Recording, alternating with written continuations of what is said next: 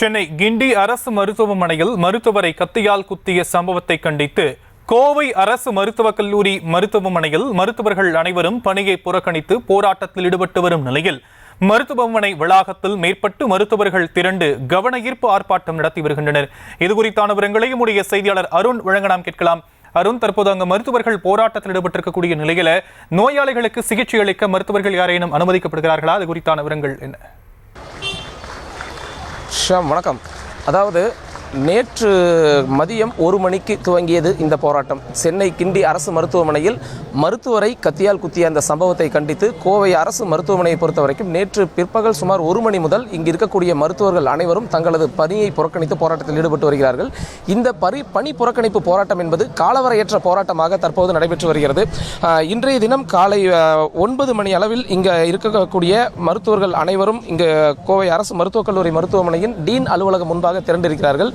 கிட்டத்தட்ட 350 அரசு மருத்துவர்கள் இங்கு பணியில் இருக்கிறார்கள். அதேபோன்று 250 முதுநிலை மருத்துவர்கள், அதேபோன்று 150 பயிற்சி மருத்துவர்கள் என பயிற்சி மருத்துவர்கள், மாணவர்கள் என அனைவருமே இன்றைய தினம் அவர்கள் பணியை புறக்கணித்துள்ளார்கள். அதேபோன்று வகுப்புகளை புறக்கணித்து மருத்துவ மாணவர்களும் இன்றைய போராட்டத்தில் வந்து ஈடுபட்டுக் கொண்டிருக்கிறார்கள். குறிப்பாக மருத்துவர்களுக்கான உரிய பாதுகாப்பு என்பது மருத்துவமனையில் இல்லை என்பது இவர்களது முக்கியமான ஒரு குற்றச்சாட்டாக இருந்து வருகிறது.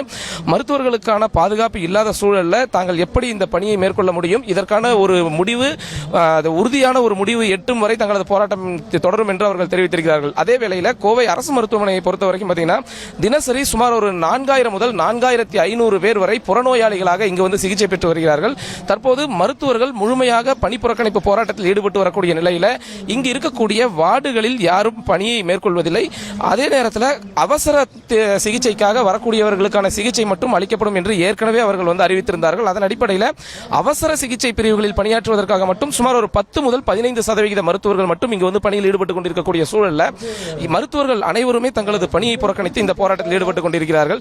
குறிப்பாக இந்த வளாகத்தில் இன்றைய தினம் அரசு மருத்துவர்கள், மருத்துவ மாணவர்கள் என போராட்டத்தில் ஈடுபட்டு வரக்கூடிய நிலையில் இந்த போராட்டம் என்பது தொடரும் பட்சத்தில் ஊரக பகுதியில் இருக்கக்கூடிய மருத்துவர்களையும் அழைத்து இந்த போராட்டமானது தொடரும் என்று கூறியிருக்கிறார்கள். இதன் காரணமாக மருத்துவர்கள் போராட்டத்தின் காரணமாக நோயாளிகள் கடுமையான ஒரு சிரமத்திற்கு ஆளாகி இருக்கிறார்கள். நோயாளிகளுக்கான சிகிச்சை என்பது முற்றிலுமாக நிறுத்தப்பட்டிருக்கிறது.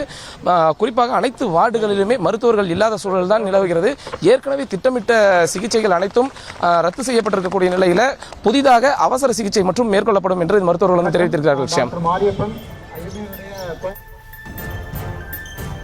மருத்துவர் பாலாஜி மீதான தாக்குதலை கண்டித்து கோவையில் அரசு மருத்துவமனையில் மருத்துவர்கள் பணி புறக்கணிப்பு போராட்டத்தில் ஈடுபட்டிருக்கக்கூடிய நிலையில் களவிவரங்களை நம்முடைய செய்தியாளர் அருண் வழங்க நாம் கேட்டோம். தற்போது இவர்களுக்கு நன்றி அருண்.